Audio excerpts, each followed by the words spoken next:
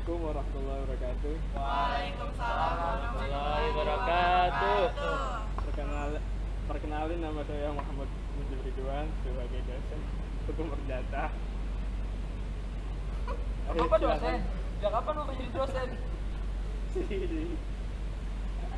Dadakan kali. Ini udah direkam ini. Iya udah lanjut. Ayo perkenalan, nama kamu siapa? Perkenalkan, nama saya Ihsan Abdul dari jurusan hukum keluarga yang mengambil mata kuliah hukum acara perdata. Ya silakan. Nama saya Rahmat Fahri dengan NIM 11 1904405x23 dan saya mengambil mata kuliah hukum acara perdata. Silakan, Kak Dari. Perkenalkan, nama saya Melisa dari hukum keluarga HKB yang mengambil hukum acara perdata. Perkenalkan, nama saya Purnalaya Nova Isin, NIM belakang 089 dari kelas hukum acara perdata HKB. Nama saya paling keren Pak sebenarnya. Nama saya ada 3 kata Pak. Pak, Bapak jangan main HP terus dong Pak. Bapak ini sebagai dosen harus itu dong Pak, harus keren, dijaga. Perkenalkan, nama saya Muhammad Mustafa Abdullah, NIM-nya 105. Itu NIM saya paling keren sih Pak, 105. Terus saya itu dari hukum keluarga B kalau nggak salah ya Pak. Kalau nggak salah. Saya ngambil hukum perdata hukum acara perdata Pak. Itu aja sih Pak yang mau saya sampaikan sebenarnya. Oh ya bagus. Ya. Selanjutnya. Ya, kenalkan nama saya Bagus Hari dan Mawar NIM 081. Saya mengambil mata kuliah hukum acara perdata kelas B. Maaf Bapak. Iya, sama. Baik, selanjutnya kita nyatet hukum perdata ya, berlaku. Pak, ngapain Pak nyatet? Ini kan pertemuan pertama Pak. Pertemuan pertama kan hanya Cerita pengenalan dan dulu. tanda tangan kontrak Pak sebagai mahasiswa. Saya nggak setuju deh Pak. Bagaimana nih awalnya nih? Ya udah lanjut Pak. Kan Bapak ini sebagai Ya. dosen Bapak. Bapak Di nggak sini boleh. saya akan menjelaskan dulu ya.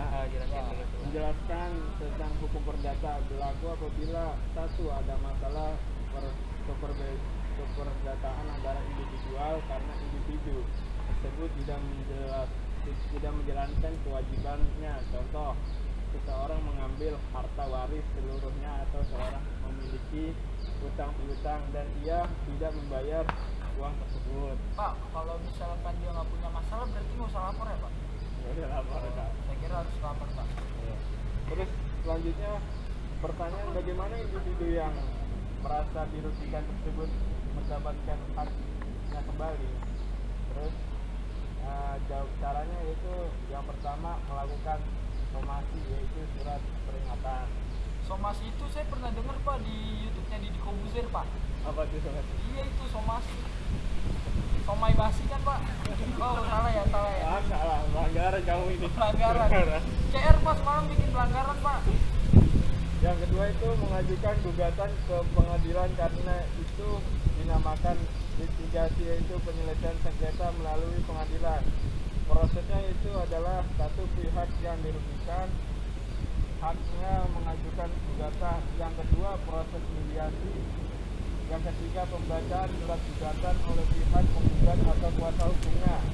Yang keempat jawaban dari pihak tergugat. Yang kelima replik, yaitu jawab pihak penggugat atas jawabannya tergugat. Yang keenam duplik, yaitu jawab pihak tergugat terhadap replik penggugat. Yang ketujuh pembuktian pihak penggugat terhadap replik penggugat. Yang ketujuh pembuktian pihak penggugat dan tergugat baik alat bukti saksi atau surat. Yang ke-8 itu kesimpulan dari penggugat Pak, dan Pak tergugat. dosen nggak kelihatan kamera Pak. Oh gitu. Nah, Kameranya ada sini tuh. Terus yang selanjutnya ya Pak dosen itu juga nggak kelihatan Pak. selanjut Pak dosen kalau kayak gitu nggak ngadep kita apa gimana tuh Pak? sabar, ini lagi dihadapin. Dihadapin jawab Pak. Selanjutnya itu tentang putusan majelis hakim. Di sini udah ada yang paham belum dengan materi ini? Belum paham. Pak. Jelasin dong Pak. Hukum perdata. Udah lanjut aja dah. saya jelasin tentang kompetensi Pak, absolut. saya pengen langsung ke proses sidang aja Pak. Kayaknya proses sidang itu lebih menarik Pak pembahasannya. Boleh nggak Pak? Kita loncat materi gitu Pak. Karena Boleh. menurut kita kalau kita itu lama-lama nanti videonya nggak muat Pak. Kamu harus Langsung aja. pahami dulu tentang hukum perdata ini. Oh, saya udah paham.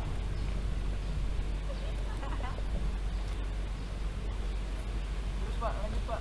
Bapak kan sebagai dosen, Bapak harus ada gituan dong Pak. Lebih keren banget Pak. Proses sidang aja Pak, biar menarik itu pembahasannya. Ada nggak di situ? Ada. Selalu ada di sini. Asik. Kalau ada selalu bisa.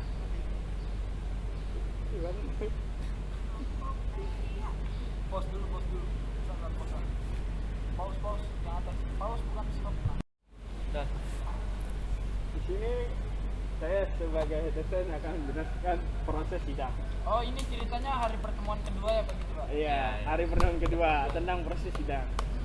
Proses sidang yaitu satu pemanggilan para pihak baik penggugat atau tergugat. Apa ini dicatat? Ya, silakan kalian catat semua. Oke Pak. Oke.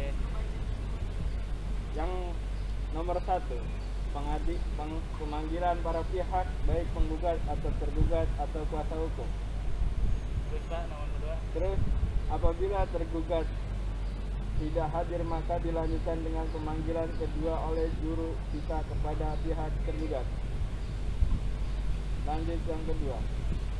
Tiga dong Pak. Tiga Kan dong Pak. ada Tadi dua. kan kedua. Yang kedua belum. Oh. Kan saya yang sebagai Ya, penyerahannya. maaf. Iya. Yang kedua, apabila kedua belah pihak hadir baik penggugat dan tergugat atau kuasa hukum, maka sidang dilaksanakan dengan agenda mediasi antara penggugat dan tergugat. Yang ketiga, kalian catat ya. Siap Pak. Catat Pak, ini baru dicatat Pak. Oh, baik ya. Kan kita mahasiswa 4.0 Pak. Generasi 4.0. Jadi semua dengan media Pak. Dengan sosmed. Baik, selanjutnya supaya waktunya cepat.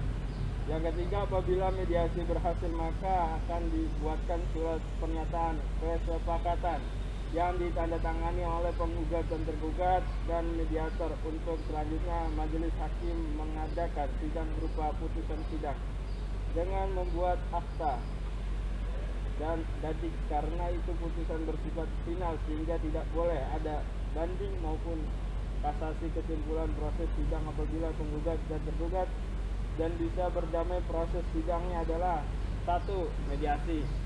Yang kedua, putusan hakim berdasarkan kesepakatan. Terus sekarang lanjutnya garis bawah yang B.